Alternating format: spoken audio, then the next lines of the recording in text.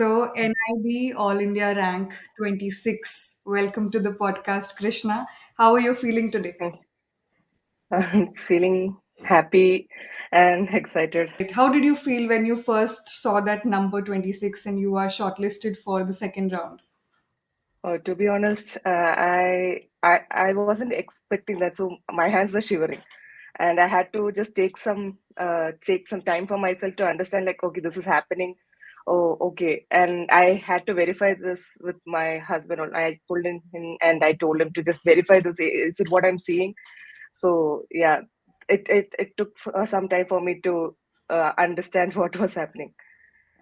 I can totally imagine what must be going Mhm. on. All right. So, Krishna, I think for our audience, it's very important that they get to know you a little bit. So, introduce yourself nicely and about your background a little bit. It'll be nice. Okay, so I'm Krishna. I'm born in Kerala, brought up in Tamil Nadu, and currently put up in Bangalore.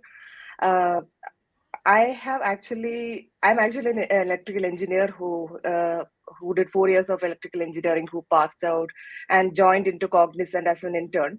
That's when I realized that coding is not the right fit for me, and I also realized my passion for website designing.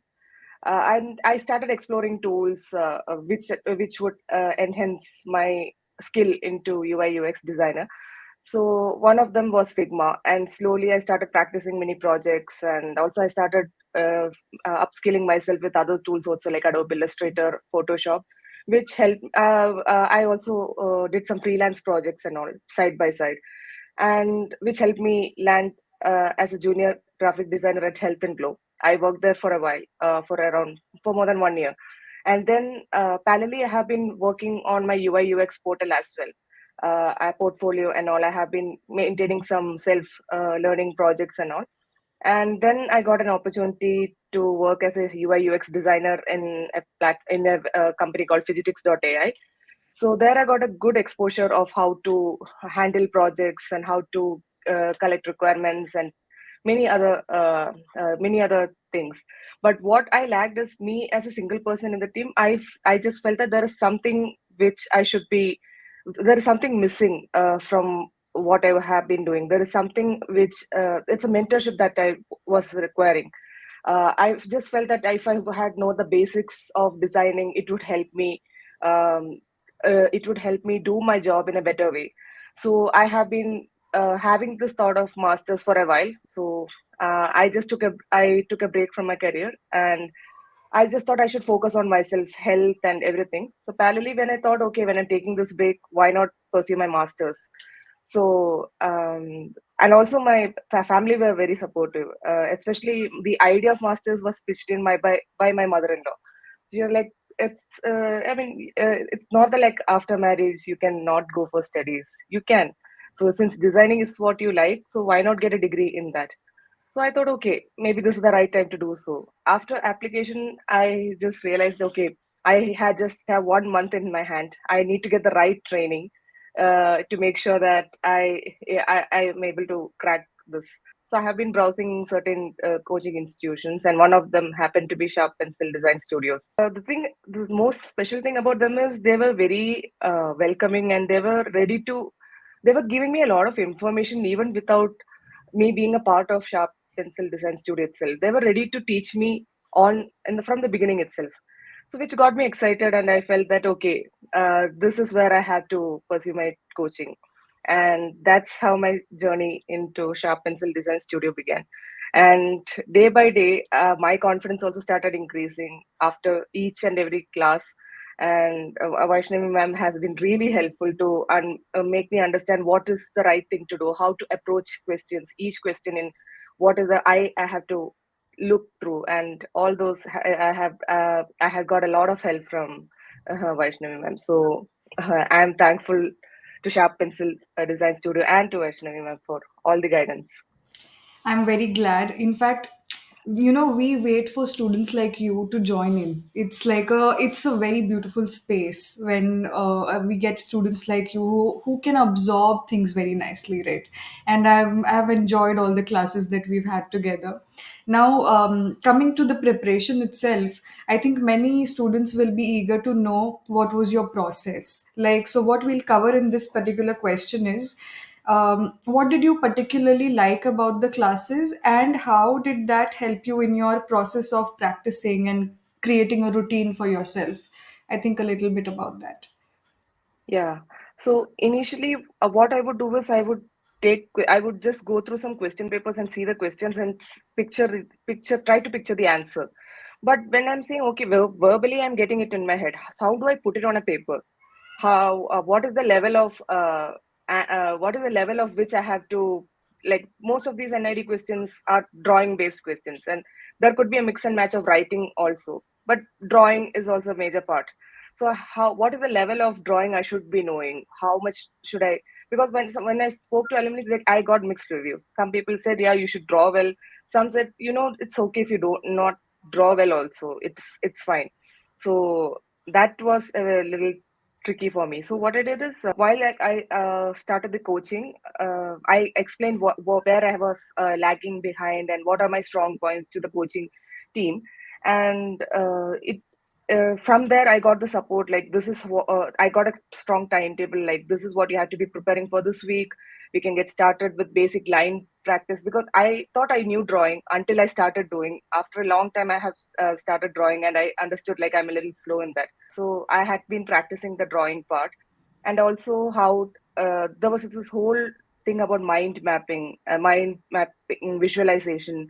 So that has been a very interesting process for me, uh, because right answer, for NID to get the right answer, it is there is nothing like a right answer for NID questions. So the thought process is what matters here.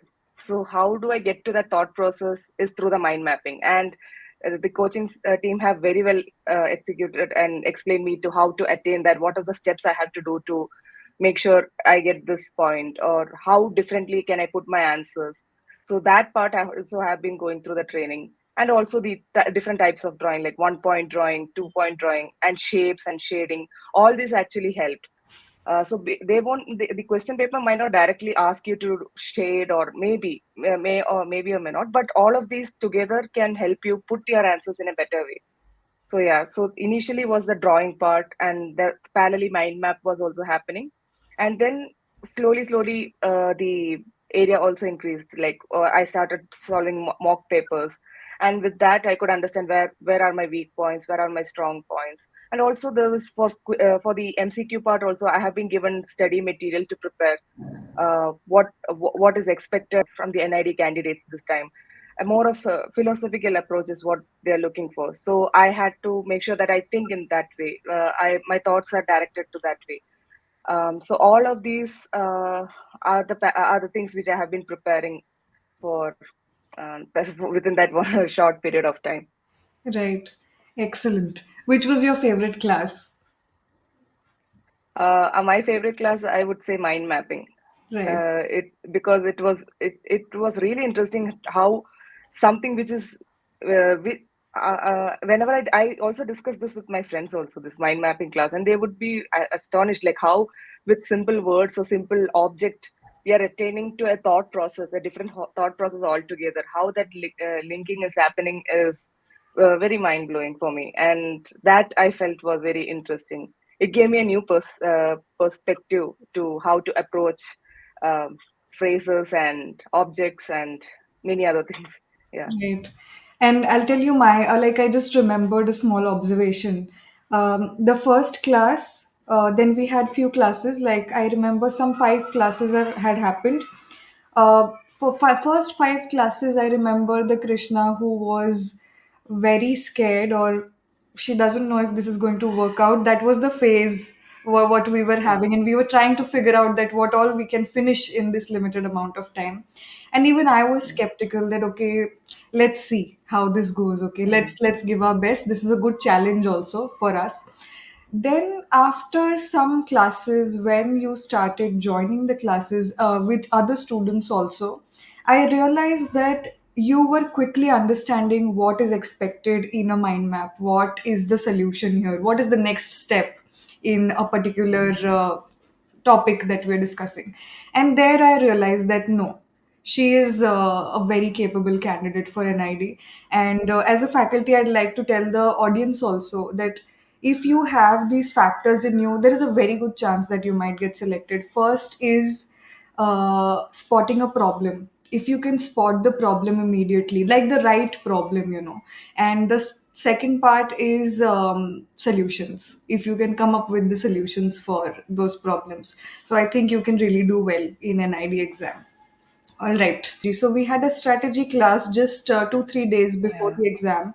How much did it Yes. help you in the exam, and the overall exam experience? Like anything that happened which was very unexpected, or something like that.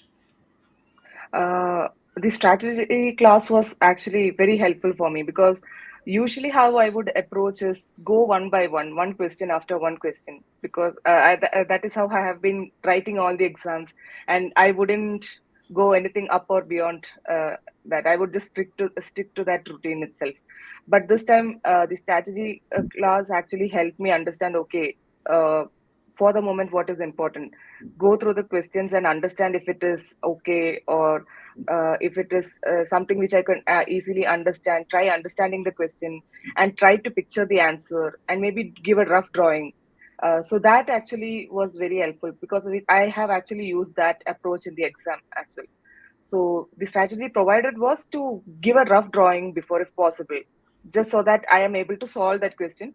Remaining one is the beautification part, where you give a proper outline and do the coloring part if necessary. If the question doesn't need color, then it's okay. And then come back to the MCQs and go with it. Yeah, so I'll just explain this also to the audience that she applied for interaction design and information design. So both the exams you gave, so you can explain for both the exams in detail. Okay. Uh, so for interaction design, what happened is first exam was interaction one. Once I got the question paper, I realized that the MCQ part was very little. It was around 18 to 20 questions. So I was like, okay, MCQ part, I don't think I should be worried about it much. I think I'll focus on the drawing part question, so that I know what is the type of questions because I understand they're expecting something different every year from the students. So I went through the questions and I started understanding what is expected out of the question. First question was, I think it was related to bus transport LED lights, if I'm not wrong. Yeah, LED lights, and what is the default, what is the drawback of the current system, and how can you improve it? What are the different colors you can use? So the question itself, they have suggested some hints and trick about how to approach. So that was helpful. So I just gave some rough diagram and all, and there was writing part also this time. There was so much. There was drawing part and there was writing part also. So that is why the question paper was a little lengthy for me.